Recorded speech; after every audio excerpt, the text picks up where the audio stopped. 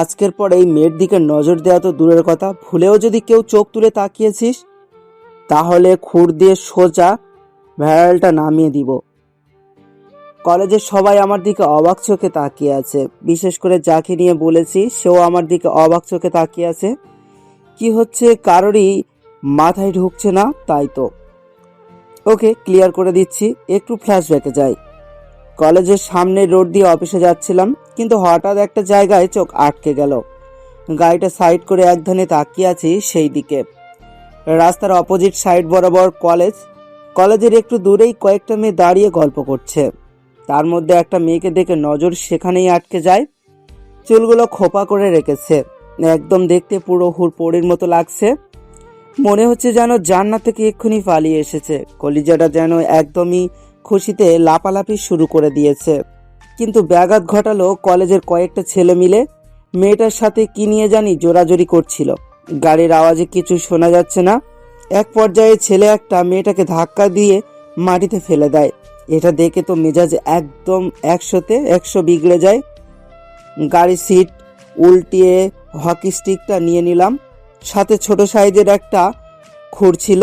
অবশ্যই সেটাকে খুর বলে না, চাকুই বলা চলে, কিন্তু সেটা দেখতে একদম খুরের মতন। গিয়ে ছেলেগুলোকে এলোপাতাড়ি মারতে শুরু করলাম।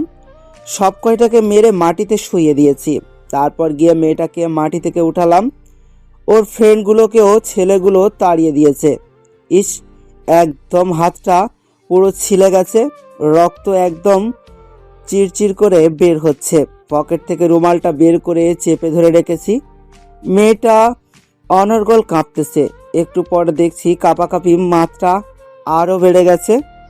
আপনার পিছনে দেখেন, অনেকগুলো ছেলে জোট করে এসেছে আপনাকে মারার জন্য। এই প্লিজ, আপনি চলে যান। আমার না খুব ভয় করছে, ওরা যদি আপনার ক্ষতি করে দেয়। হ্যাঁ প্লিজ, মাপ চাওয়ার প্রয়োজন নেই। নিজের ভুল বুঝতে পেরেছেন, এতেই অনেক। এই প্লিজ, আপনি আমার কাছে আসবেন না। আপনি খুব ভয়ঙ্কর। কেমন করে বেরেহেমভাবে ছেলেগুলোকে পিটিয়েছেন। আপনাকে দেখলেই আমার কেমন যেন ভয় করছে। হ্যাঁ সত্যি বলছি, আপনি খুব ভয়ঙ্কর মানুষ। হ্যাঁ, আপনি শুধু ভয়ঙ্কর না, খুব ডেঞ্জারাসও। না, আমি কোথাও যাব না। আপনি আমাকে নিয়ে মেরে ফেলবেন। কোথায়? খাটাস একটা, এমন কেন করছে আমার সাথে? জোর করে সব করাচ্ছে আমাকে দিয়ে। না না, কিছু বলি নাই তো। না, আমি খাবো না, আমার খিদে নেই। না, আমি খাবো না। আর আপনি কে হ্যাঁ, যে আমার ওপরে জোর খাটাচ্ছেন? লোকটার আচরণে খুব রাগ হচ্ছে। ভাব নেই আমার সাথে। খাটাস লোক কোথাকার। একবার মুক্তি পাই খালি, একদম গোষ্ঠী উদ্ধার করে দেব। আচ্ছা, তামান্না আবাসিকে ত্রিধা। আপনার নাম তো শুনে নিয়েছি, তখন যে আকাশ ভাইয়া করছিল ছেলেগুলো। আচ্ছা তাহলে এবার আমি চলি। হ্যাঁ, কি বলবেন? আচ্ছা, এবার তাহলে আমি যাই। কি কাজ? লোকটার কাছে গিয়ে। হ্যাঁ বলেন। কত বড় খাটাস লোক যে আমাকে কিস করে। খাটাস বেটা, তোর একদম 12টা বাজিয়ে দেব। বলেছি আপনি একটা খাটাস। এই কি হয়েছে তোমার, এভাবে কাঁপতেছো কেন? আপনার পিছনে দেখেন, অনেকগুলো ছেলে জোট করে এসেছে আপনাকে মারার জন্য। এই তুমি খামোকে এত টেনশন করছো কেন? ওরা তোমার কিছুই করতে পারবে না। এমন সময় পিছন থেকে কেউ একজন চেঁচিয়ে বলে, এই প্লিজ, আপনি চলে যান। আমার না খুব ভয় করছে, ওরা যদি আপনার ক্ষতি করে দেয়। এই মেয়ে, একদম চুপচাপ থাকো, বলেছি না ওরা আমার কিছুই করতে পারবে না। তুমি এখানে চুপচাপ করে বসো, আমি ওদের হিসাব মিটিয়ে আসছি। বলেই পিছনে ফিরে হা মেরেছি। তো এই তুই কে রে? তুই নাকি কলেজে এসে আমার ছোট ভাইগুলাকে মেরেছিস? সাথে সাথে দেখি সব কয়টা ছেলে মাটিতে বসে পড়েছে হাঁটু গেড়ে। কিরে, এখন কথা বলছিস না কেন? সাথে সাথেই দেখি একটা ছেলে দৌড়ে এসে আমার পা জাপটে ধরে বসে পড়ে। ভাই বিশ্বাস করেন, এটা যে আপনি বুঝতে পারিনি। যদি সত্যি জানতাম যে আকাশ ভাই কলেজের ছোট ভাইগুলাকে আপনি মেরেছেন, তাহলে কখনোই আসতাম না, উল্টো আরও ওদেরকে মেরে মাটিতে ফেলে রাখতাম। ভাই আপনি আমাদের ক্ষমা করে দেন। হ্যাঁ, তাহলে চিনেছিস আমাকে? যাক, ভালোই। যা গিয়ে যার ওই মেয়ের সাথে অসভ্যতামি করেছিস সব কয়টাকে ধরে আমার সামনে নিয়ে আয়, আবার বানাবো ওদেরকে। ভাই প্লিজ আপনি মাথা গরম করবেন না, আমি এখনই সব কয়টাকে এনে আপনার সামনে হাজির করছি। তারপর সব কয়টাকে ধরে এনে আমার সামনে হাজির করে। হকিটা হাতেই ছিল, সেটা দিয়ে আবারও মারতে ধরবো। তখনই সবাই মিলে পায়ের উপরে হুমড়ি খেয়ে পড়ে গেল। ভাই আমাদের মাফ করে দেন, এমন কাজ আর কোনোদিন করব না। মায়া লেগে গেল ওদের কথা শুনে। সব কয়টাকে মেরে হাত পা ফাটিয়ে ফেলেছি, এবারের মতন মাফ করে দিচ্ছি। এরপর যদি এমন ধরন আচরণ কারোর সাথে করিস তাহলে কিন্তু খুব খারাপ হবে। আর সবার উদ্দেশ্যে বলছি, আজকের পর থেকে এই মেয়ের দিকে নজর দেওয়া তো দূরের কথা, যদি ভুলেও কেউ চোখ তুলে তাকিয়েছিস তাহলে সোজা খুর দিয়ে ভ্যালটা নামিয়ে দিব। ভাই না ভাই, আর কোনোদিন এমন ধরনের আচরণ করব না আমরা। ওকে, যা ঠিক আছে, কিন্তু যার সাথে অসভ্যতাম করেছিস তার কাছে গিয়ে মাপ চেয়ে নে। সবাই হুমড়ি খেয়ে পড়ল সেই মেয়ের পায়ের উপরে মাপ চাওয়ার জন্য। প্লিজ আপু, আমাদের মাফ করে দিয়েন। হ্যাঁ প্লিজ, মাপ চাওয়ার প্রয়োজন নেই। নিজের ভুল বুঝতে পেরেছেন, এতেই অনেক। আমাদের মাফ করে দিন। এই এবার হয়েছে, যে যার মতন ক্লাসে যাও। আর শোনো, কলেজের বড় ভাইকে উদ্দেশ্য করে বললাম, তোরা ওকে দেখে রাখবি, ওর যেন কোনো কিছুতেই সমস্যা না হয়। ভাই আপনি টেনশন নিয়েন না, আমরা ওনার খেয়াল রাখবো নিজের বোনের মতো। তারপর যে যার মতো ক্লাসে চলে গেল। মেয়েটা এখনো দাঁড়িয়ে আছে। মেয়েটার কাছে এগিয়ে গেলাম। এই দেখি, হাতটা দাও, তোমার রক্ত পড়া কমেছে? এই প্লিজ, আপনি আমার কাছে আসবেন না। আপনি খুব ভয়ঙ্কর। কেমন করে বেরেহেমভাবে ছেলেগুলোকে পিটিয়েছেন। আপনাকে দেখলেই আমার কেমন যেন ভয় করছে। এই মেয়ে, কি বলছো এসব? এক টান দিয়ে মেয়েটাকে নিজের বুকের মধ্যে নিয়ে নিলাম। মেয়েটার গাঢ় নিঃশ্বাস আমার বুকে এসে পড়ছে। একদম শক্ত করে বুকের সাথে জড়িয়ে রেখেছি মেয়েটাকে। এই যে, কিছু অনুভব করতে পারছো তুমি? এখনই কি মনে হয় যে আমি খুব ভয়ঙ্কর? হ্যাঁ, আপনি শুধু ভয়ঙ্কর না, খুব ডেঞ্জারাসও। ধ্যাত, হয়েছে, যাও। আমি খুব ডেঞ্জারাস? এবার চলো গিয়ে গাড়িতে বসো। না, আমি কোথাও যাব না। আপনি আমাকে নিয়ে মেরে ফেলবেন। মেয়েটার কথা শুনে হাসবো না কাঁদবো ভেবেই পাচ্ছি না। চোখ রাঙিয়ে তাকালাম মেয়েটার দিকে। মেয়েটা চোখ রাঙানো দেখে সোজা গিয়ে চুপচাপ গাড়ির মধ্যে বসে পড়লো। গাড়ি স্টার্ট করে ফার্মেসির সামনে গিয়ে দাঁড়ালাম। মেয়েটা বুঝে গেছে আমি ওকে নিয়ে কোথায় এসেছি, চুপচাপ নেমে পড়লো। তারপর ওকে নিয়ে ফার্মেসি থেকে হাতটা ব্যান্ডেজ করিয়ে নিয়ে আসলাম। ফার্মেসিওয়ালারা সাময়িক কিছু মেডিসিন লিখে দিল, যেগুলো ওকে খাইয়ে দিতে। তারপর গাড়ি টান দিয়ে সোজা একটা রেস্টুরেন্টের সামনে গিয়ে গাড়ি থামালাম। এই চলো। কোথায়? এত কথা বলছো কেন? সোজা আমার সাথে চলো। খাটাস একটা, এমন কেন করছে আমার সাথে? জোর করে সব করাচ্ছে আমাকে দিয়ে। এই কি কিছু বললে? না না, কিছু বলি নাই তো। হ্যাঁ, তাহলে চলো। রেস্টুরেন্টের ভিতরে ঢুকে খাবার অর্ডার করলাম। দয়া এসে খাবার দিয়ে গেল। নাও, এগুলো খেয়ে নাও, ওষুধ খেতে হবে তোমার। না, আমি খাবো না, আমার খিদে নেই। দেখো, রাগ উঠিও না, চুপচাপ খেয়ে নাও। না, আমি খাবো না। আর আপনি কে, হ্যাঁ, যে আমার উপরে জোর খাটাচ্ছেন? বেশি কথা বলছো মনে হয়। অসুস্থ তুমি, তাই কিছু বললাম না। আর কেউ আমার সামনে উঁচু গলায় কথা বলতে পারে না। উঁচু গলায় কথা বলা আমার একদম সহ্য হয় না। তুমি কিন্তু সেটাই করেছো। আচ্ছা যাক, কিছু বললাম না। আর যাও, তোমার খেতে হবে না, আমি খাইয়ে দিচ্ছি। বলেই মেয়েটাকে জোর করে খাইয়ে দিলাম। মেয়েটা আমার হাব ভাব দেখে ভয় পেয়ে গিয়েছে, তাই চুপচাপ খেয়ে নিল, কোনো কথাই বলল না। লোকটার আচরণে খুব রাগ হচ্ছে। হুম, ভাব নেই আমার সাথে। খাটাস লোক কোথাকার। একবার মুক্তি পাই খালি, একদম গোষ্ঠী উদ্ধার করে দেব। হয়েছে, চলো এবার। আর শোনো, আজকে আর ক্লাসে যেতে হবে না, আমি তোমার বাসায় নিয়ে গিয়ে ছেড়ে দিয়ে আসবো। শরীর ভালো হলে তারপর ক্লাস করতে যেও। আচ্ছা, তো তোমার বাসা কোথায়? তামান্না আবাসিকে। ওকে চলো। তোমায় নিয়ে গিয়ে বাড়িতে ছেড়ে দিয়ে আসি। গাড়ি স্টার্ট করে মেয়েটার বাসার উদ্দেশ্যে রওনা হয়েছে। আচ্ছা, তোমার নামটা কি সেটাই তো জানা হলো না। ত্রিধা। আমার নাম জানতে চাইবে না? আপনার নাম তো শুনে নিয়েছি, তখন যে আকাশ ভাইয়া করছিল ছেলেগুলো। ও, ভালো। ত্রিদার সাথে কথা বলতে বলতে ওর বাসার সামনে চলে এসেছি। আচ্ছা, তাহলে এবার আমি চলি। আচ্ছা, যাও। মেয়েটা চলে যেতে ধরলো, তখনই আবার পিছন থেকে ডাক দিলাম, এই যে আরেকটু শুনে যাও তো। মেয়েটা আমার সামনে এসে হ্যাঁ, কি বলবেন? মানিব্যাগ থেকে একটা কার্ড বের করে দিলাম। এই যে নাও, এটা আমার কার্ড। কখনো দরকার পড়লে ফোন করবে, আর নিজের শরীরের যত্ন নেবে, কেমন? আচ্ছা, এবার তাহলে আমি যাই। আরে যাবে তো, এত তাড়াহুড়ো করছো কেন? আর একটা কাজ বাকি আছে। কি কাজ? কাছে আসো। লোকটার কাছে গিয়ে হ্যাঁ বলেন। কোনো কথা না বলেই ত্রিধার গালের মধ্যে একটা পাপ্পি দিয়ে দিলাম। আমার কর্মকাণ্ড দেখে মেয়েটা আমার দিকে থ হয়ে তাকিয়ে আছে। কত বড় খাটাস লোক যে আমাকে কিস করে! খাটাস বেটা, তোর একদম 12টা বাজিয়ে দেব।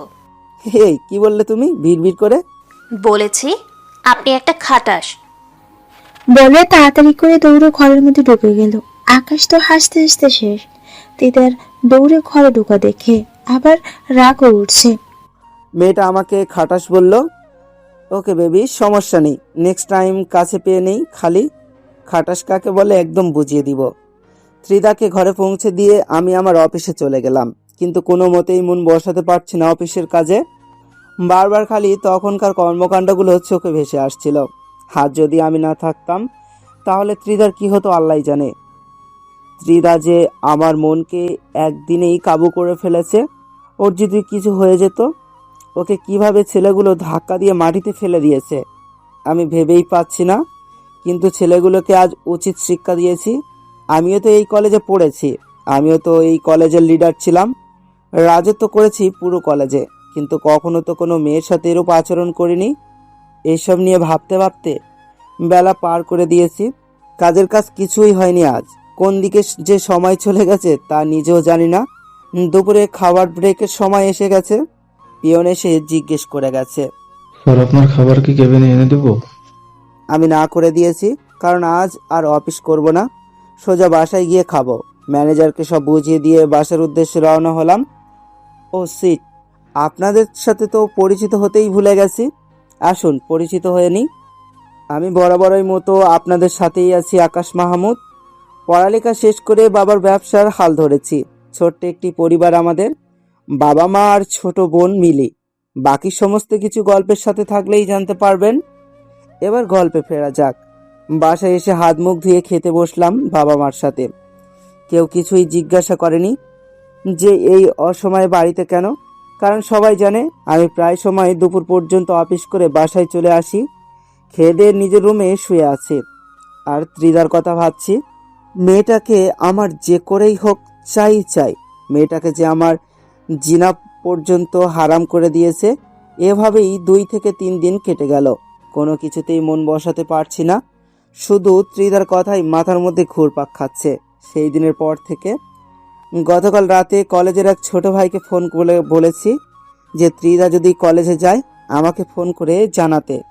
সে বলেছে, ভাই আপনি সকালে কলেজে চলে আসুন, কারণ কাল সকালে একটা পরীক্ষা আছে খুবই গুরুত্বপূর্ণ, যেটা সবার দেওয়া আবশ্যক। কলেজে কর্তৃপক্ষ বলে দিয়েছে, তাই আগামীকাল উনি হয়তো আসবেন। ওকে, আমি সকালেই চলে আসব। সকালবেলা রেডি হয়ে কলেজের উদ্দেশ্যে বের হয়ে গেলাম। ম্যানেজারকে ফোন করে বলে দিয়েছি যে আমার আজ একটু সময় লাগবে অফিস যেতে, তিনি যেন সামলে নেন। কলেজে গিয়ে দাঁড়িয়ে আছি। একটু আগেই এসে পড়েছি কলেজে আমি। এখনো কেউ আসেনি ভালো করে। একটু পর সবাই আসতে শুরু করলো। একে একে সবাই চলে এসেছে, কিন্তু ত্রিদা এখনো আসেনি। আর মাত্র সময় বাকি আছে 30 মিনিট। একটু পর দেখি ত্রিধাও এসেছে। আমাকে দেখে চোরের মতো মাথা নিচু করে পালিয়ে যেতে ধরলো। মনে করেছে আমি দেখবো না। এই ত্রিধা, এদিকে এসো। আল্লাহ, ধরা খেয়ে গেলাম তো। দেখ এখন খাটাসটা আমার সাথে কি করবে আল্লাহ জানে। যাব কি যাব না ভাবছি, কিন্তু না গেলে যে পথযাত্রা আমায় গিলে খেয়ে ফেলবে। বজ্জাতটা যে খুব রাগ। চুপচাপ ওনার সামনে গিয়ে দাঁড়াই। হ্যাঁ বলুন। আমাকে দেখে পালিয়ে যেতে ধরলে কেন? কই পালিয়ে যেতে ধরেছি? একদম এক টান দিয়ে নিজের কাছে নিয়ে আসলাম। এই মেয়ে, আমাকে ধাঁধা পড়ানো হচ্ছে? হ্যাঁ, আমি নিজের চোখে দেখিনি। প্লিজ আমাকে ছেড়ে দেন, সবাই দেখছে, উল্টাপাল্টা ভাবতে পারে। ভাবলে ভাবতে দাও। অনেক দিন পর কাছে পেয়েছি, কিছুটা সময় তো তোমায় জড়িয়ে ধরে মনে তৃপ্তি পূরণ করব। মেয়েটার কোমরে হাত দিয়ে পিছন থেকে ওকে জড়িয়ে ধরে রেখেছি। প্লিজ ছেড়ে দিন না, আমার পরীক্ষার সময় হয়ে এসেছে তো, এমনিতেই দেরি করে এসেছি। আর বেশি দেরি করলে স্যার আমায় হলে ঢুকতে দেবে না। এখনো 25 মিনিট বাকি। আর কোন স্যার তোমায় আটকাবে পরীক্ষা দিতে, সেটা আমি দেখে নিব। আমি থাকতে আমার পরীটার পরীক্ষা দেয়া কে আটকাবে? এই কলেজে আমার উপর কথা বলবে এমন বুকের পাটা কারো হয়নি। সো চুপচাপ থাকো, অনেক দিন পর কাছে পেয়েছি তোমাকে, মন ভরে দেখতে দাও। এই যে, আপনি আমাকে দেখে কি ভাবেন শুনি? আর আমাকেই কেন আপনার দেখতে হবে? ও মা, এটা কি বললা? আমার বউকে আমি দেখবো না তো কে দেখবে? হ্যাঁ, বয়ে গেছে আমার আপনার মতো খাটাস লোকের বউ হতে। কথাটা বলেই মুখে হাত দিয়ে ফেললাম। আল্লাহ, কি বলে ফেললাম আমি! এখন তো বজ্জাতটা আমাকে কাঁচা গিলে খাবে। ত্রিধার কথা শুনে মেজাজটা পুরো খারাপ হয়ে গেল। চোখটা রাঙিয়ে ওর দিকে তাকাতেই সে ভয়ে চোখ নিচু নামিয়ে ফেললো। চুপ করে আছি, কি বলবো। রাক্ষসটা যেভাবে আমাদেরকে চোখ রাঙিয়ে তাকিয়েছে, তাতে তো কলিজা ধুকপুক ধুকপুক করছে। এখন যদি কিছু বলি, পরে যদি আরও রেগে যায়, না, চুপ করেই থাকবো। এই কি বললা তুমি? প্রথমবারের মতন কিছুই বললাম না। আজকের পর যদি এইরকম কথা আর মুখ থেকে বের হয়, তাহলে সোজা থাপড় দিয়ে গালে যে কয়টা দাঁত আছে সব কটা ফেলেই দিব। না না, আর কখনো এমন কথা বলবো না। একটা কথা মন দিয়েই শুনে রাখ, তোকে আমি প্রথম দেখাতেই ভালোবেসে ফেলেছি। তখন থেকেই তুই আমার।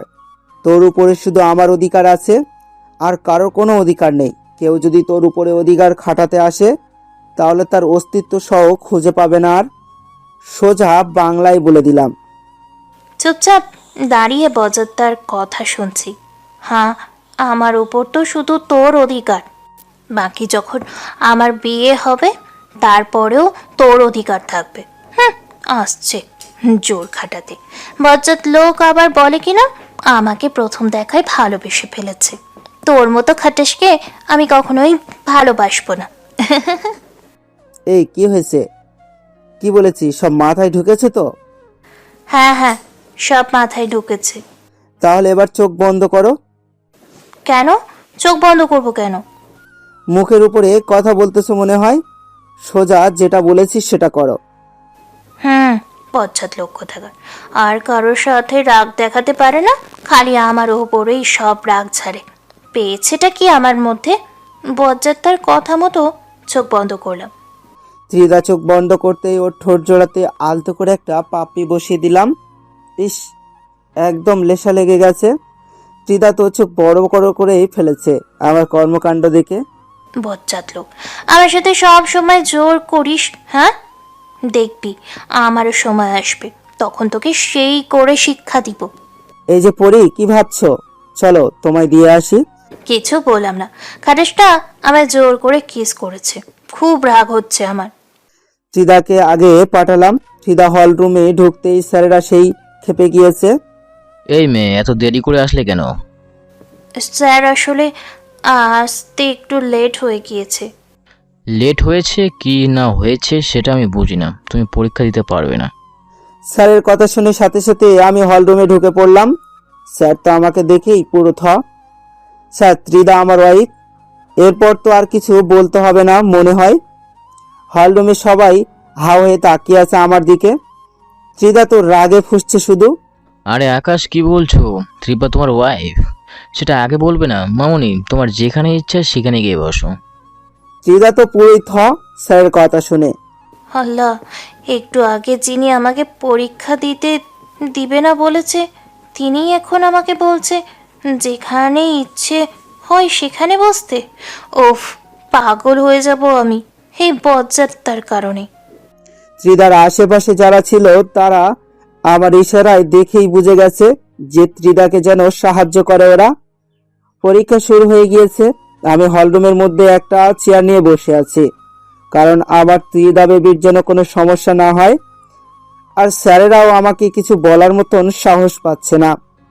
তেনারা ভালো করেই জানে যে আমি আকাশ কেমন। পরীক্ষা শেষ, ত্রিদাকে নিয়ে পরীক্ষার হল থেকে বের হয়ে আসলাম। পরীক্ষার হলে আমার জন্য স্যারেরা কোনো কড়াকড়ি করেনি, পুরোপুরিভাবে ছাড় দিয়েছে সকল স্টুডেন্টকে। যাক, ভালোই হলো, আমার জন্য সবাই নির্ভয়ে পরীক্ষা দিতে পেরেছে। ত্রিদা চলো। কোথায় যাব? এত কিছু তোমার জানতে হবে না, আমি যেখানে যাব আমার সাথেই যাবে তুমি। আচ্ছা খাটাস, এখন তোর কথা শুনে চলছি, কারণ যেন তুই আমার ক্ষতি করে না দিস। যে বদরাগ, আমার তো একদম কাঁচা কিলে খাবে। ত্রিদাকে নিয়ে রেস্টুরেন্টে গেলাম, কারণ আমার কলিজাটা অনেকটা সময় বসে পরীক্ষা দিয়েছে, ওর খুব কষ্ট হয়েছে। তাই ওকে কিছু খাওয়াবো বলে রেস্টুরেন্টে নিয়ে এসেছি। দুজনের জন্য খাবার অর্ডার করলাম। মেয়েটা কেমন যেন চুপচাপ হয়ে আছে। এই কি হয়েছে, চুপ হয়ে আছো যে? কি হবে, কিছুই হয়নি, কিন্তু মনে মনে তুই যে আস্ত একটা খাটাস, তোর উপরে তো কিছুই বলা যায় না। কিছু বললেই তো চোখগুলোকে বড় বড় করে ভয় দেখাস, তাই এখন চুপ হয়ে আছি।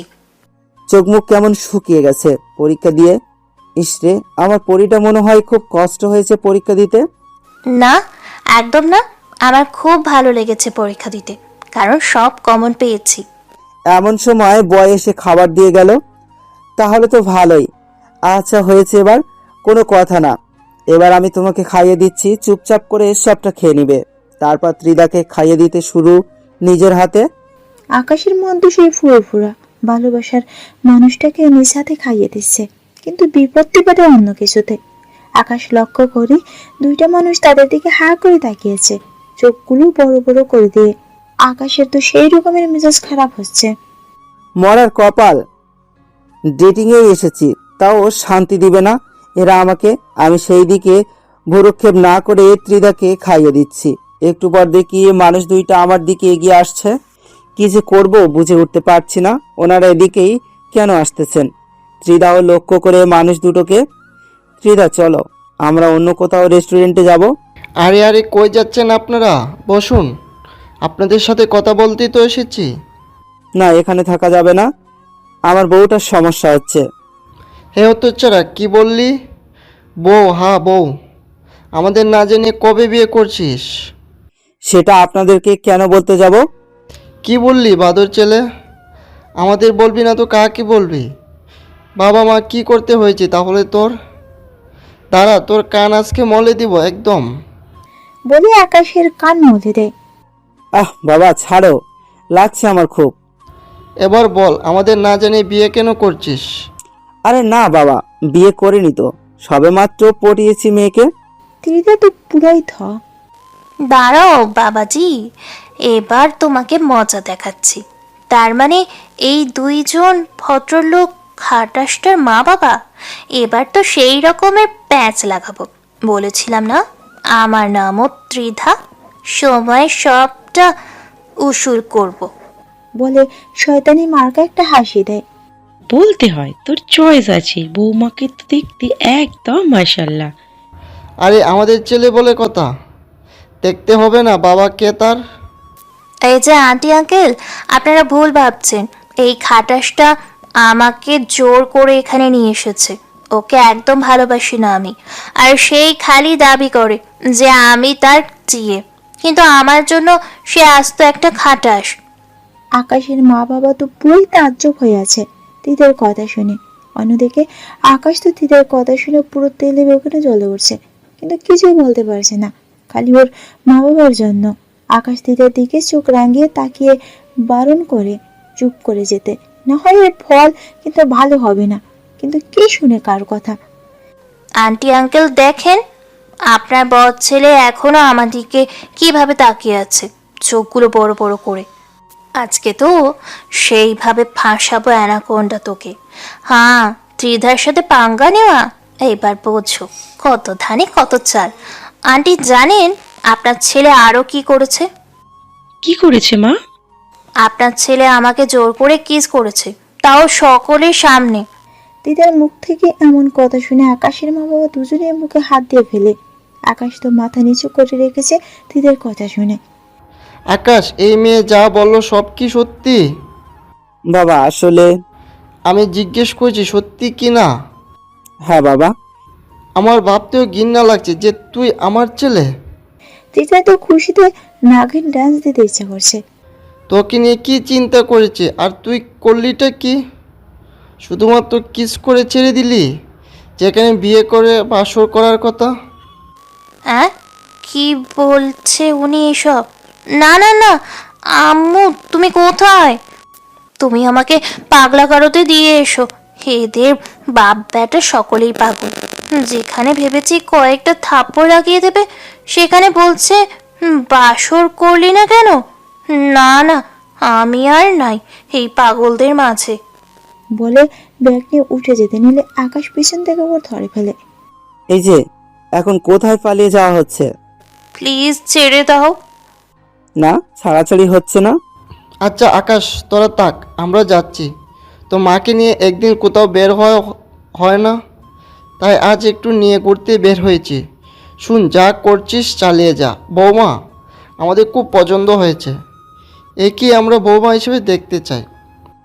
আচ্ছা বাবা।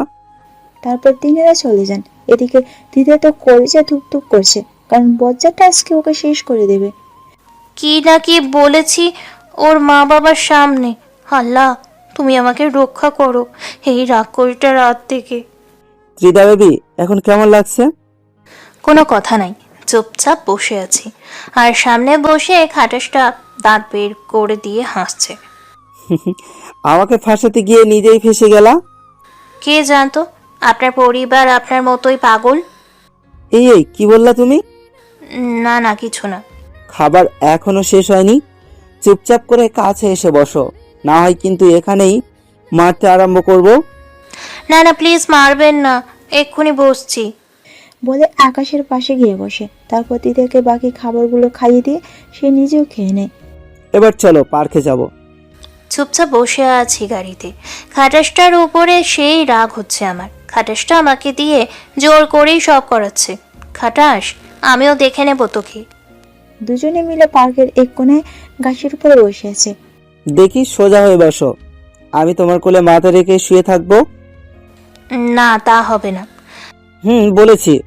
খাটাসটার ভয়ঙ্কর কণ্ঠ শুনে কলিজার পানি শুকিয়ে গেছে। এটাই বুঝি না খাটাসটা আমার মধ্যে কি পেয়েছে। চুপচাপ সোজা হয়ে বসলাম। খাটাসটা কোলে মাথা রেখে শুয়ে আছে। ইচ্ছে করছে মাথাটা একটা বাড়ি দিয়ে ফাটিয়ে ফেলি। এনা কোনটা কোথাকার। কিরকম যে একটা ভালো লাগা কাজ করছে নিজের ভিতরে, তা বলে বোঝাতে পারবো না। একে তো কাউকে ভালোবেসে ফেলেছি, দ্বিতীয়তে সেই ভালোবাসার মানুষটার কোলের উপরে মাথা রেখে শুয়ে আছি। ইস, এই সময় যদি সে আমার কপালে কয়েক রাশ চুপ এঁকে দিত। এই ত্রিদা, কপালে একটা ভাপি দাও না। না, পারবো না। দাও না প্লিজ। দেখেন, এসব কিন্তু এখন ভালো হচ্ছে না। সব কিছুই সহ্য করছি, তার মানে এই না যে বেগানা একটা পুরুষকে পাপ্পি দিব। ভবিষ্যতে যখন আমার বিয়ে হবে, তখন যদি আমার বর এসব জেনে যায় যে আমি বিয়ের আগে একটা বেগানা পুরুষকে পাপ্পি দিয়েছি, তখন সে আমায় কি হাল করবে বুঝতে পারছেন? দিদার কথা শুনে আকাশের মেজাজ 100-100 গরম হয়ে যায়। সে শোয়া থেকে উঠে দিদার চুলের মুঠি ধরে ঠাস করে একটা লাথি দেয়। এই তুই কি বললি? ভবিষ্যতে তোর বিয়ে হবে, তোর জামাই হবে? কি মগের মূল্য পেয়েছিস নাকি? হ্যাঁ, জানোয়ারের বাচ্চা, আমি কি তোর সাথে ফাজলামো করছি বলে মনে হয়? জবাব দে কথার। দিদা গালে হাত দিয়ে চুপচাপ করে আকাশের দিকে তাকিয়ে আছে। একটা কথা বলি, কান খুলে শুনে রাখ। তোর বর আমি, তোকে বিয়ে করলে আমিই করব। তোর লাইফে আর কেউ আসলে তাকে মেরে মাটির নিচে পুঁতে দিব। কার এত বড় সাহস? দেখবো আমি, যে আমি থাকতে আমার পরীকে অন্য কেউ বিয়ে করবে। সেটা আমি কখনোই হতে দিব না। তোমার সবটা জুড়ে শুধু আমার বসবাস, তোমার শরীর আমার, তুমি পুরোটাই আমার। বলে দিদাকে কাছে টেনে নিয়ে ওর ঠোঁটের মধ্যে নিজের ঠোঁট ডুবিয়ে দেয়। পাক্কা 10 মিনিট পর তিতাকে ছাড়ে। যত রাগ ছিল সব তিতার ঠোঁটের উপর মিটিয়েছে। এখন একটা হালকা লাগছে নিজেকে। এত সময় দুনিয়ার কোনো খেয়ালই ছিল না তার, কারণ সে অন্য জগতে হারিয়ে গিয়েছিল। তিতার কান্নার আওয়াজে তার হুঁশ ফিরে আসে। পাশে ফিরে দেখে তিতা ফুঁপে ফুঁপে কান্না করছে। এটা দেখে আকাশের চোখ জোড়া লাল হয়ে যায়। তিতাকে টেনে নিয়ে নিজের বাহুডোরে শক্ত করে জড়িয়ে ধরে। কলিজা প্লিজ কান্না থামাও। তুমি কি কিছুই বুঝছো না ত্রিধা? আমি যে তোমায় নিজের জীবনের চেয়েও বেশি ভালোবাসি। তোমার পাশে যে অন্য কাউকে সহ্য হয় না আমার। সেই প্রথম দেখায় যে তোমাকে ভালোবেসে ফেলেছি।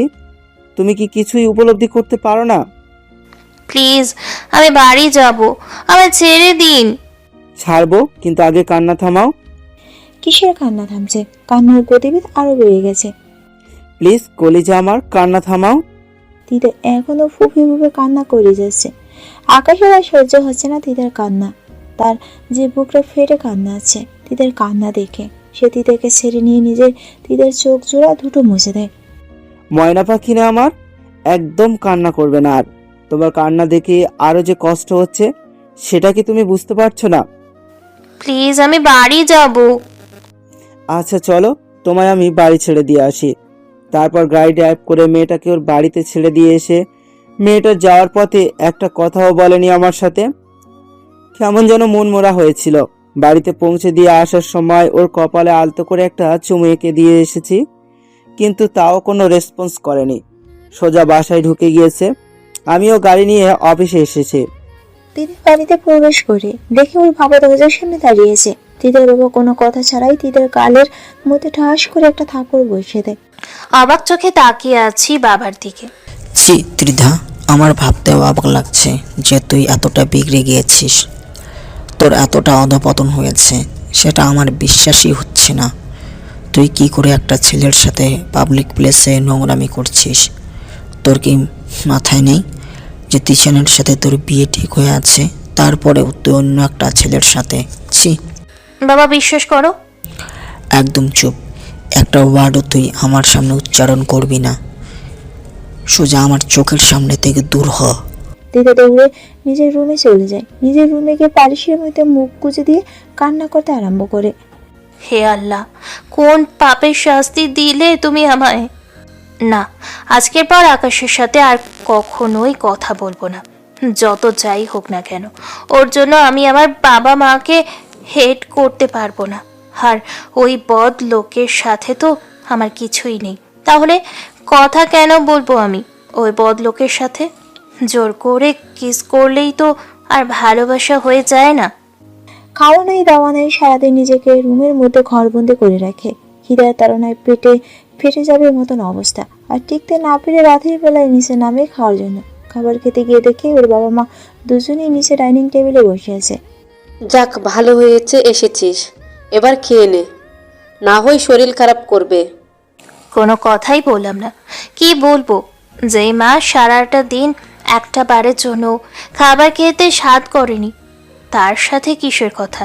নিজের মতো করে খেয়ে চলে আসতে ধরলাম, তখনই আব্বু তাক দিল। ত্রিধা দাঁড়া। মাথা নিচু করে দাঁড়িয়ে আছি। দেখ, যা হয়েছে হয়েছে, নেক্সট টাইম যেন আর এসব কিছু না শুনি। দেখ, তোকে নিয়ে তো আমার স্বপ্ন। আর তুই যদি এমন করিস তাহলে কিভাবে কি করব আমরা? এমন করলে আমাদের মুখ চেয়ে দেখানোর মতো আর কোনো জায়গা বাকি থাকবে না। না বাবা, আজকের পর আর কোনো দিন আমার জন্য তোমাদের ছোট হতে হবে না। অনেক বড় শিক্ষা হয়েছে আমার। এটা বলে নিজের রুমে চলে যায়। পরদিন সকালবেলা কলেজের উদ্দেশ্যে রওনা দেয়। কলেজের গেট দিয়ে ঢুকবে তখনই দেখে আকাশ সামনে দাঁড়িয়েছে। না, আর কোনো কথাই বলবো না আমি ওই লোকের সাথে। ওই লোক আমার কেউ না। সাইড কেটে চলে আসতে ধরলাম, তখনই পিছন থেকে ডাক দেয়। খারাপ মানুষের সাথে আমার কোনো কথা নেই। হাজারো বার ডাকলেও ওই লোকের কথায় আমি সাড়া দিব না। হেঁটে চলে আসলাম পাত্তা না দিয়ে। কি রে, কি হলো আবার মেয়েটার? হঠাৎ এমন বিহেভ করছে কেন? না একটু গিয়ে দেখি তো। ক্লাস শুরু হতে এখনো আধ ঘন্টা বাকি, তাই ক্লাসরুমের বাহিরে দাঁড়িয়ে অনেকের সাথে কথা বলছি। এমন সময় পেছন থেকে কেউ একজন এসে হাত ধরে ফেলে। এই কি হয়েছে তোমার? এমন অদ্ভুত আচরণ কেন করছো তুমি? হাত ছাড়েন। না, হাত ছাড়বো না। আগে বলো কি হয়েছে তোমার? হাতটা ঝাটকা দিয়ে ছাড়ি নিয়ে ঠাস করে একটা থাপ্পড় বসিয়ে দিলাম সকলের সামনে। এই, তোর সাহস কি করে হয় আমার হাত ধরার? কে দিয়েছে তোকে সেই অনুমতি? ত্রিদার আচরণে পুরো অবাক হয়ে আছি আমি। গতকাল কিস করলাম, তখন কোনো রিয়াক্ট করলো না, কিন্তু আজ একটু হাত ধরায় এমন ক্ষেপে গেল কেন?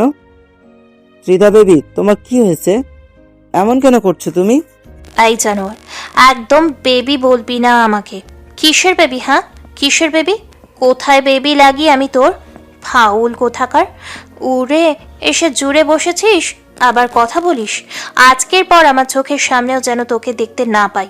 তোর মতো ছেলে আমার আশেপাশে হাজারো ঘোরাফেরা করে, কিন্তু পাত্তা পায় না।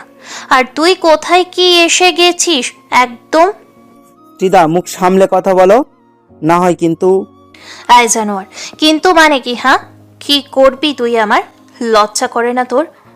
যে একটা মেয়েকে জোর করে কিস করিস? আমার বয়ফ্রেন্ড আছে কি নাই সেটা কি একবারও জিজ্ঞেস করেছিস? ত্রিদা, তোমার কেউ নাই, তোমার সব এই আমি। হাসালি তুই আমাকে। ঠিকই বলেছিস, আমার কেউ নেই, কিন্তু বর আছে, তিশান চৌধুরী, যার সাথে কিছুদিন পর আমার বিয়ে হবে। এবার আর নিজেকে কন্ট্রোল করতে পারলাম না, অন্যের কথা শুনে ঠাস করে একটা থাপ্পড় বসিয়ে দিলাম। কলেজের সবাই হা করে তাকিয়ে আছে আমাদের কর্মকাণ্ড দেখে। অনেক বলেছিস আর না, থাপ্পড় মেরেছিস, কিন্তু কিচ্ছু বলিনি। কিন্তু নিজেকে অন্যের দাবি করলি কোন সাহসে? একটা কথা কান খুলে শুনে রাখ, তোকে সেই দিনও বলেছি, আজও বলছি, তুই শুধু আমার। আর তোর আজকে কি হাল করিস সেটা তুই শুধু দেখতে থাক। বলেই ত্রিদাকে কোলে তুলে নিলাম। ত্রিদা হাত পা ছুটোছুটি করছে আমার কোল থেকে নামার জন্য, কিন্তু আমার চোখ দেখে একদম চুপসে গেছে, কারণ আমার চোখ জোড়া অগ্নিশিখার মতো লাল হয়ে গেছে।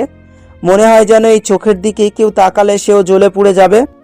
ত্রিদাকে কোলে নিয়ে সোজা গাড়িতে বসালাম। তারপর গাড়ির সমস্ত গতিবেগ বাড়িয়ে দিয়ে গাড়ি টান দিলাম। ত্রিদাকে একটা নির্জন জায়গায় নিয়ে এসেছি। আজ ওর সতীত্ব নিজের করেই ছাড়বো, তারপর সে আমায় কিভাবে ছেড়ে যায় সেটা খালি দেখব। একটা রুমের মধ্যে ত্রিদাকে এনে বন্দি করেছি। তখন তুই কি বলছিলি? ত্রিশান চৌধুরীর সাথে তোর বিয়ে হবে? জানোয়ারের বাচ্চা, তুই ওর কথা ভাবলি কি করে আমি থাকতে? বলেই ঠাস ঠাস করে কয়েকটা থাপ্পড় লাগিয়ে দিলাম।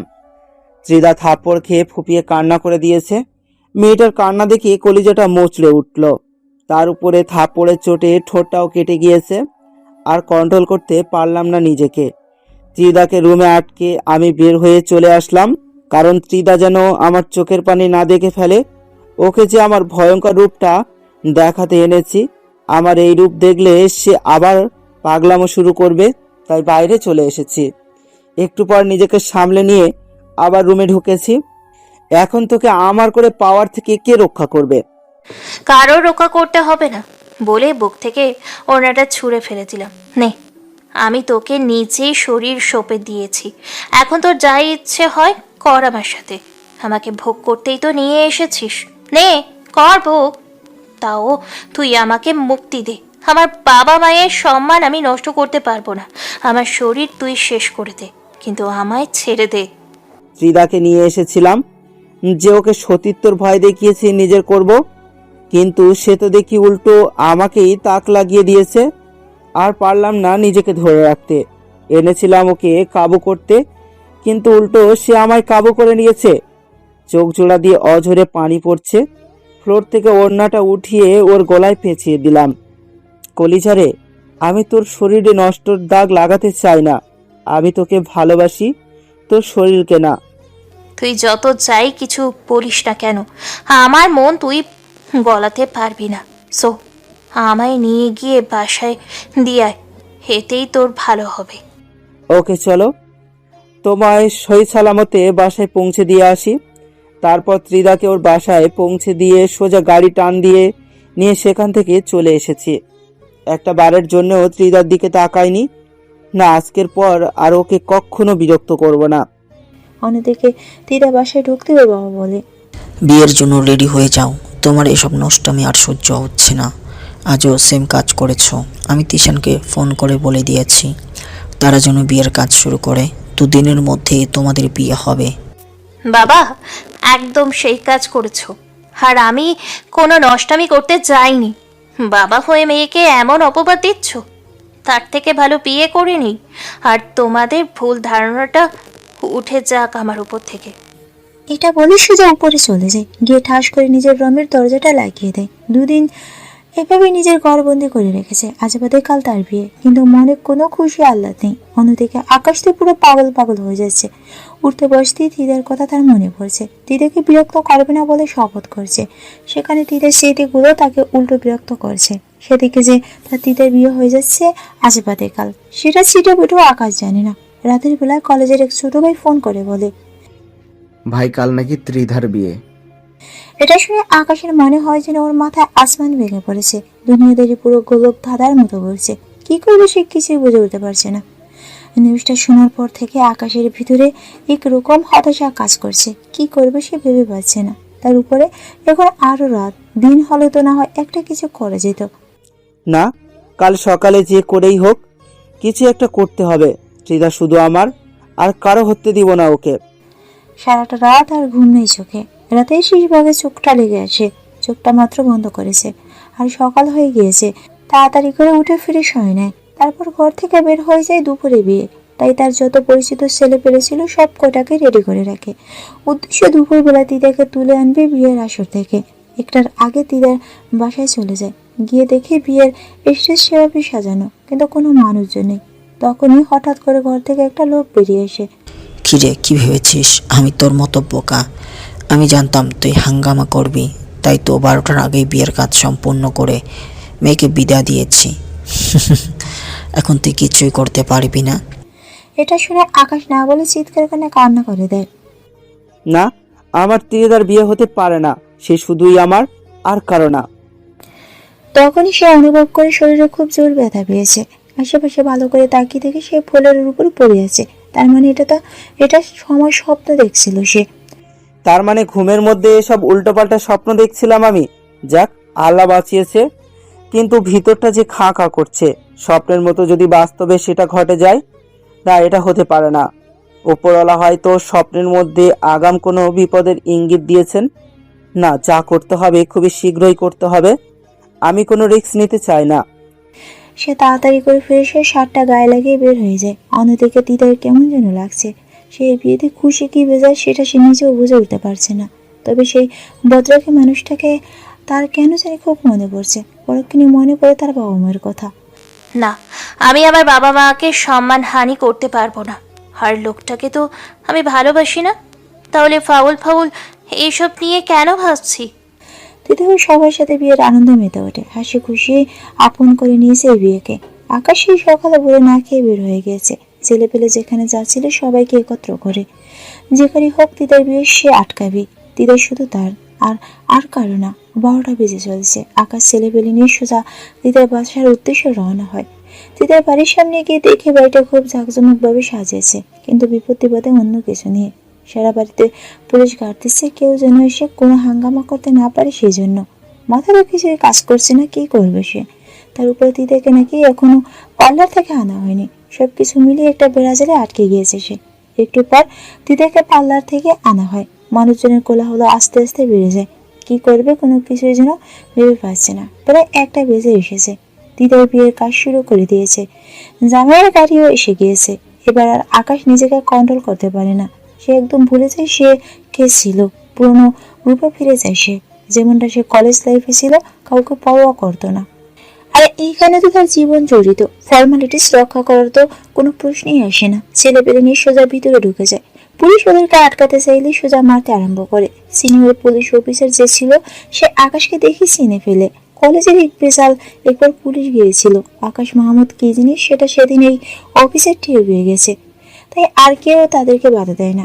আকাশ গিয়ে সোজা তিদাকে বিয়ের আসর থেকে কোলে তুলে নেয়। তিদার বাবা আকাশকে আটকাতে চাইলে সোজা তিনিকেও ধাক্কা দিয়ে মাটিতে ফেলে দেয়।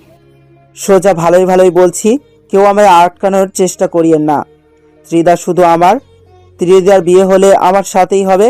আমার আর ত্রিধার মাঝখানে যে আসবে তাকে মেরে সোজা মাটির নিচে পুঁতে ফেলবো।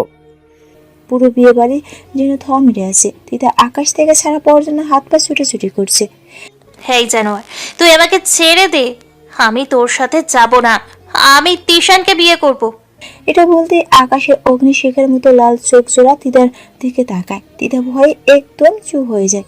চুপচাপ আকাশের কোলে ছোট্ট বাচ্চার মতো গুটিসুটি মেরে পড়ে আছে। আর একটা ওয়ার্ডও যদি মুখ দিয়ে বের করেছিস তাহলে তোর কি হাল করব সেটা তুই ভাবতেও পারবি না। খাটাসটার কথা শুনে একদম চুপ হয়ে আছি। ওর চেহারা দেখতে কি যে ভয়ঙ্কর লাগছে সেটা আমি বলে বোঝাতে পারবো না, কিন্তু তোকে আমি কখনো গ্রহণ করব না, তুই আমার সাথে যত যাই করিস না কেন।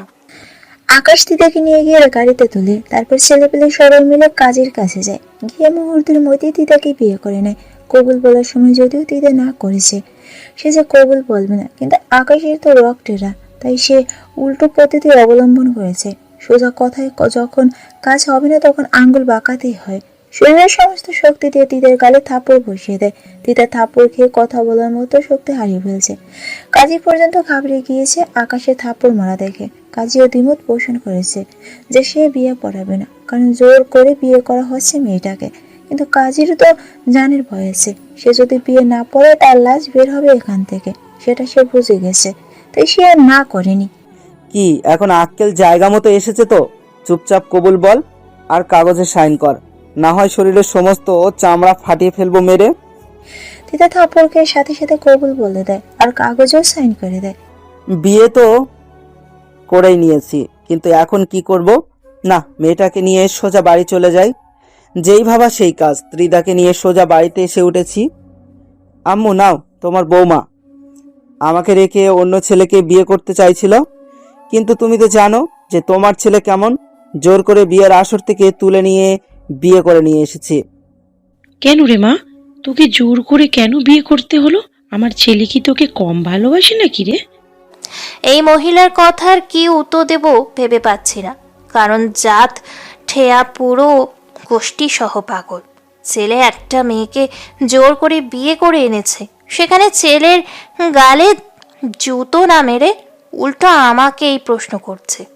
আকাশ, বৌমাকে নিয়ে নিজের রুমে যা। মায়ের কথা মতন তিদাকে রুমে নিয়ে যায়। রুমে নিয়ে গিয়ে ধাক্কা দিয়ে বিছানার উপর ফেলে দেয়। তারপর কোমর থেকে বেল্ট খুলতে আরম্ভ করে। কিরে কুত্তার বাচ্চা, তোর কত বড় সাহস যে তুই আমাকে রেখে অন্য ছেলেকে বিয়ে করিস? আমার ভালোবাসা কি তোর চোখে লাগে না? না লাগে না, কারণ আমি আপনাকে ভালোবাসি না। আপনি আমার উপরে জোর খাটাচ্ছেন, এর ফল কিন্তু ভালো হবে না। তোর মুখ খুব চলতে শুরু করেছে, দাঁড়া তোকে দমানোর ব্যবস্থা করছি। বলেই কোমরের বেলটা দিয়ে ইচ্ছে মতো মারতে আরম্ভ করলাম। তিতা তো চিৎকার করে কান্না করেছে। আকাশ তিতাকে মারতে মারতে হাত পা ফাটিয়ে ফেলছে। প্লিজ আমাকে ছেড়ে দেন, আর মারিয়েন না আমাকে প্লিজ, আমার খুব লাগছে। কেন এখন কেন? তখন কোথায় ছিল তোর এই খারাপ লাগা? আজকে তোকে জন্মের শিক্ষা দিয়েই দিব একদম, আর কোনোদিন আমাকে ছেড়ে যাওয়ার মতো দুঃসাহস করতে পারবি না। তিতা জ্ঞান হারাবে হারাবে অবস্থা। এমন সময় আকাশ বেল্ট মাটিতে ছুঁড়ে ফেলে দিয়ে তিতার উপর ঝাঁপিয়ে পড়ে। আকাশ তার অধিকার তিতার কাছ থেকে আদায় করে নিয়েছে। কিছু সময় পর তিতাকে ছেড়ে দিয়ে উঠে পড়ে। দেখ, ভালোই ভালোই বলছি, আমাকে তুই মেনে নে।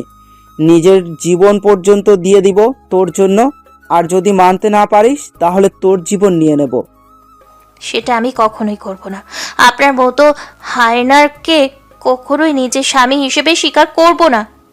ওকে ঠিক আছে, সময়ের অপেক্ষায় থাকলাম। সময় আসলে তুই তো মানবি, এই তোর ঘাড়ও মানবে। ওকে ঠিক আছে, আমিও অপেক্ষায় থাকলাম। জোর করে শরীর নিজের করলেই স্বামী হওয়া যায় না। স্বামী হতে আলাদা একটা গুণ থাকা লাগে, যেটা আপনার মাঝে নেই। আপনার মাঝে শুধু আছে হিংস্রতা। দেখ, তোর এই ফালতু বকবক শোনার ইচ্ছে নাই। অফিসে একটা জরুরি মিটিং আছে, আমার যেতে হবে। রাতে এসে তোর ক্লাস নিব। ত্রিদাকে রুমে আটকে রেখে বাইরে থেকে তালা মেরে দিলাম। তারপর অফিসের জন্য রওনা হয়েছি, কারণ সে যদি আবার পালিয়ে যায়। কোনো তো বিশ্বাস নাই, খুব জেদি মেশে।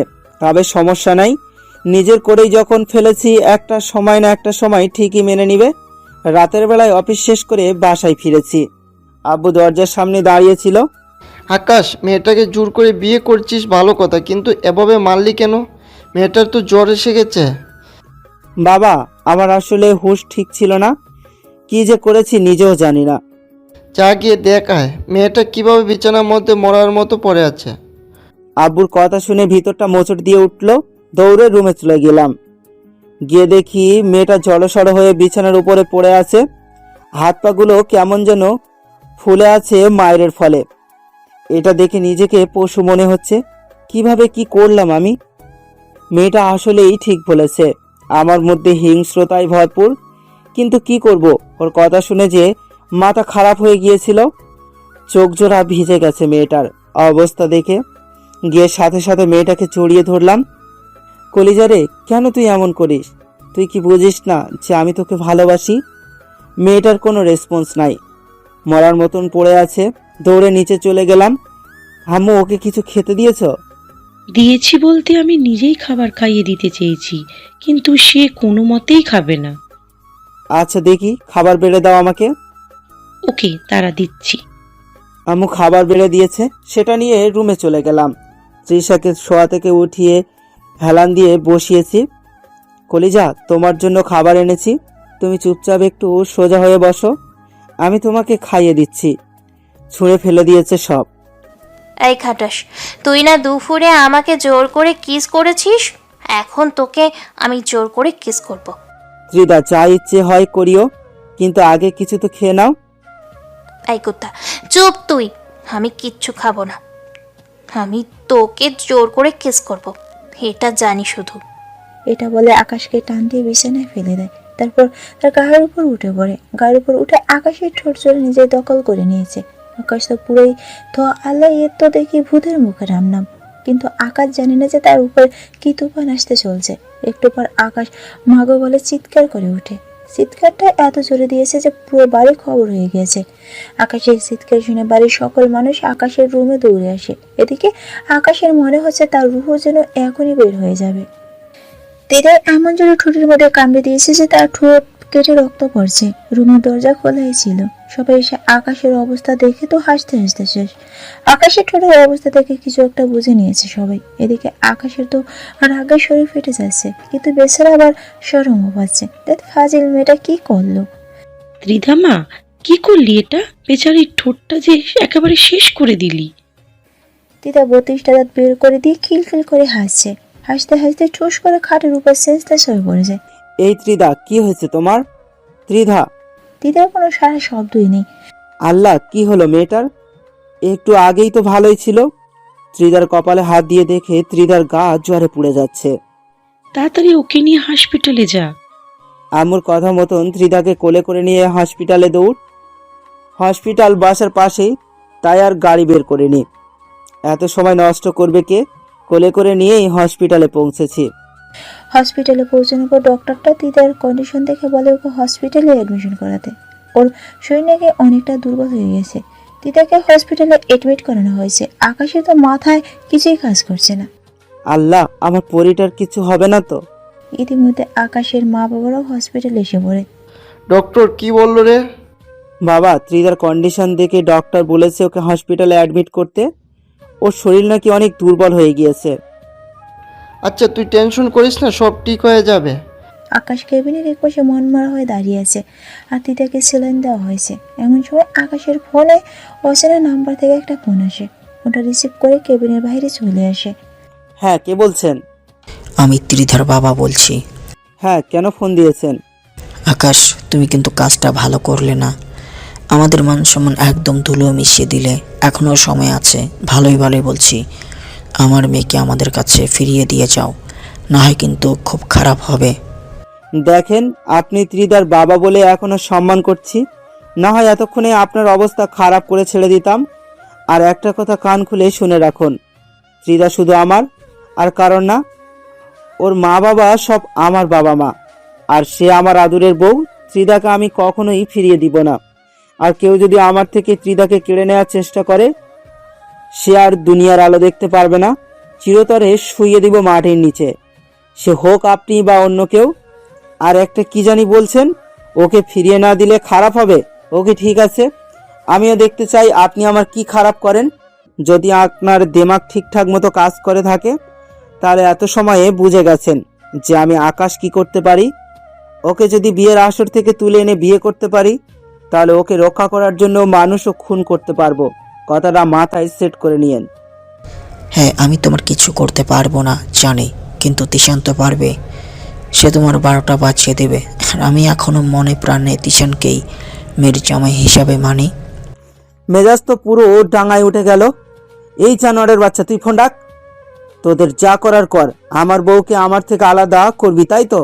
ওকে দেখি তোদের কত বড় বুকের পাটা। বলেই নিজেই ফোনটা কেটে দিলাম। মেজাজটা পুরো বিগড়ে দিয়েছে ত্রিধার বাবা। আমার ময়না পাখিকে আমার থেকে আলাদা করবে? কত বড় বুকের পাটা হলে এমন কথা বলতে পারে? এমনিতেই টেনশনে ভিতরটা ফেটে যাচ্ছে, যার উপরে আজাইর আলাপ নিয়ে জুটেছে। নিজেকে শক্ত করে কেবিনে ঢুকলাম। আব্বু আম্মু ত্রিধার মাথার কাছে বসেই ছিল। আব্বু আম্মু, তোমরা চলে যাও, আমি সামলে নিব। পারবি তো? হ্যাঁ বাবা, পারবো, তোমরা চলে যাও। আব্বু আম্মু চলে গেল। ত্রিধার মাথার কাছে গিয়ে বসে আছি।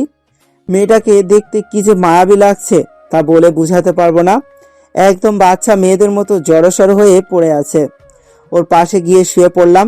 তারপর ওর কোমরে হাত দিয়ে একদম বুকের কাছে নিয়ে আসলাম। শক্ত করে নিজের বাহুডরে ত্রিধাকে জড়িয়ে ধরে রেখেছি। কপালে কত হাজার চুমু খেয়েছিস শুধুই উপরওয়ালা জানে। সব কিছুই ঠিক আছে, কিন্তু মনের মধ্যে কেন জানি কুড়াচ্ছে।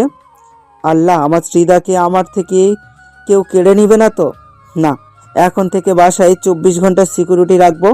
কেউ যেন আমার আদুরে বউটার কোনো ক্ষতি না করতে পারে। এসব নিয়ে ভাবতে ভাবতে কখন যে চোখ লেগে এসেছে তা নিজেও বলতে পারবো না। সকালবেলা ঘুম ভাঙতেই দেখি ত্রিধা আমার দিকে চোখ মেলে তাকিয়ে আছে।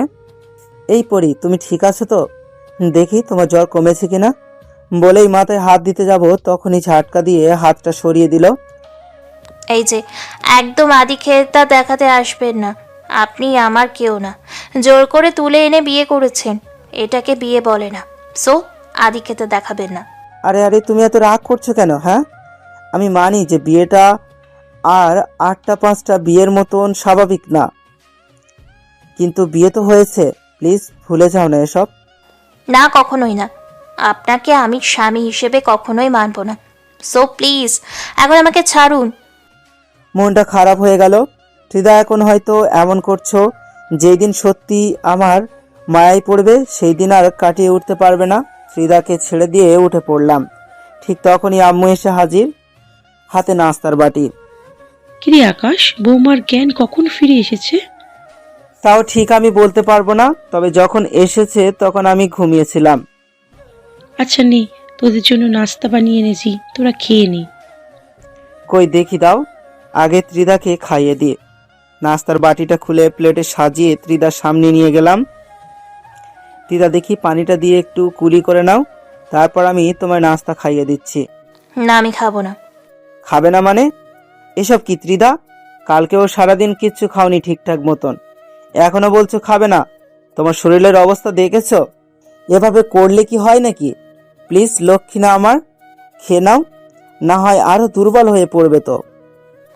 আমি বলছি না খাবো না, আর আপনাকে আদিক্ষেতা দেখাতে মানা করেছি। আমার আদিক্ষেতা দেখলে আমার শরীর রাগে ফেটে যায়। ত্রিধা, আমাকে নিয়ে যা ইচ্ছে হয় বলো, কিন্তু খাবারের সাথে রাগ দেখাবে না বলে দিলাম। 100 বার দেখাবো রাগ। আমি খাবো না, সেটা আমার ইচ্ছা। এই মেয়ে মুখে এসে গেছে মনে হয়। তুই এখনো মনে হয় আমাকে ভালো করে চিনিস নাই। একদম থাপ্পড় দিয়ে গালের চামড়া সব লাল করে ফেলবো। হ্যাঁ হ্যাঁ, মারেন মারেন, এছাড়া কি আর পারবেন? এগুলো ছাড়া তো আপনি আর কিছুই করতে পারেন না। ত্রিধা, মুখ সামলে কথা বলো। আরে তোরা কি শুরু করেছিস? এটা হসপিটাল যে, সেটা কি তোদের মাথায় আছে? মা, দেখছো না তুমি যে কি সব উল্টোপাল্টা কথা বলছে? আচ্ছা তুই যা গিয়ে ফ্রেশ হয়ে নে, বৌমাকে আমি খাইয়ে দিচ্ছি। কেবিন থেকে বের হয়ে আসলাম, রাগে পুরো শরীর কাঁপছে। আরে আজিব তো, মেয়েটাকে কি খারাপ কিছু বলেছি নাকি? ওকে তুই বাসায় চল, তারপর তোর ক্লাস নিব। মারে, তুই এমন করছিস কেন ছেলেটার সাথে? সে তো তোকে ভালোবাসে নাকি, তাই তো এমন করে। লাগবে না আমার অমর খাটাসের ভালোবাসা। সব সময় জোর করে সব করবে। পেয়েছেটা কি আমাকে? অ্যানাকোন্ডা কোথাকার। আচ্ছা থাক, হয়েছে, এবার রাগ কমা। ও তো চলে গেছে, এবার মামুনি তোকে খাইয়ে দিচ্ছে, লক্ষ্মী মেয়ের মতো সবটা খেয়ে নে। তিতা কোনো কথা না বলে লক্ষ্মী মেয়ের মতন আকাশের আম্মুর হাতে সবটা খেয়ে নিল। সকাল 9টার সময় ডক্টর এসে তিতার কন্ডিশন দেখে ওকে রিলিজ করে দেয়। রুমের মধ্যে চুপচাপ বসে আছে তিতা। এদিকে আকাশের আর অফিসে যাওয়ার সময় হয়ে এসেছে। যাবে কি যাবে না ভাবছে। না, গতকালও অফিস মিস হয়েছে, কিন্তু সময় ছিলাম মাত্র অফিসে। না, গতকালও অফিস মিস হয়েছে, কিছুটা সময় ছিলাম মাত্র অফিসে। তার উপরে আজ একটা জরুরি মিটিং আছে, না গেলেও হবে না, তাই তাড়াতাড়ি করে রেডি হয়ে নিলাম, অফিসে গিয়ে মিটিংটা করেই চলে আসবো। ত্রিদা শোনো, আমি অফিস যাচ্ছি, তুমি নিজের খেয়াল রেখো।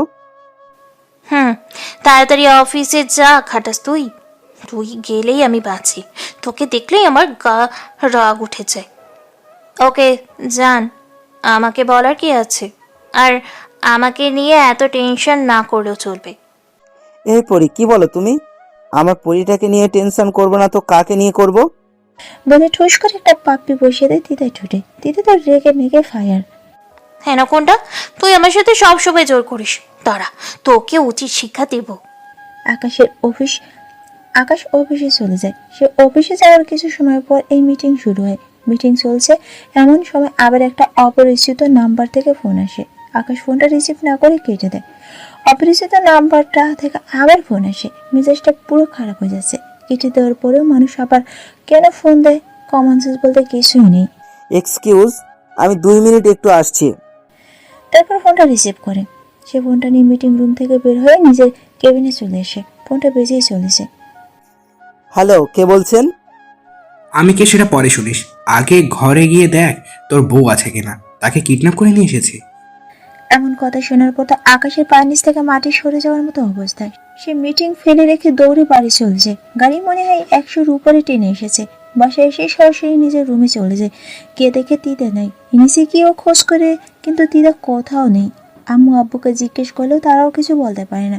তিতা নাকি রুমেই ছিল, কিন্তু কই, সে তো রুমে নেই। আকাশের তো চোখটা পানি পড়া শুরু হয়ে গেছে। তার মানে কি আসলে তিতাকে কিডন্যাপ করে নিয়ে গেছে সেই লোক? আকাশ তো পুরো পাগল হয়ে গেছে। কি করবে সে ভেবে